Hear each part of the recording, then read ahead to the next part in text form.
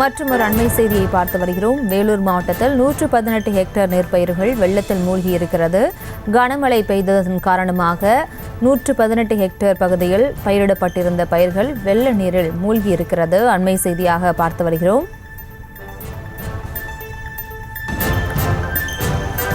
வேலூர் மாவட்டத்தில் கடந்த 2 நாட்களாக பெய்த கனமழையின் காரணமாக 118 ஹெக்டேர் பயிர்கள் வெள்ளத்தில் மூழ்கி இருக்கிறது. அறுவடைக்கு தயாராக இருந்த பயிர்கள் வெள்ளத்தில் மூழ்கி இருக்கிறது. அது தொடர்பான காட்சிகளையும் பார்த்து வருகிறோம். மேலும் விவரங்களோடு இணைகிறார் செய்தியாளர் முரளி.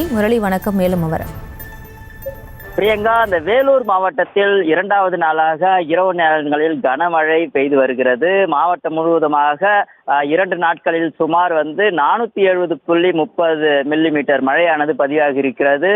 இந்த நிலையில் காட்பாடி அடுத்த அந்த கசம், அந்த கண்டிப்பேடு, பொன்னை, அதே போன்று கேவிக்குப்பம், அணைக்கட்டு உள்ளிட்ட பகுதிகளில் பெய்த மழையில இந்த விவசாய நிலங்கள் மழை நீரில், அதாவது விவசாய நிலங்கள் மழை நீர் தேங்கி இருக்கக்கூடிய நிலை ஏற்பட்டுள்ளது.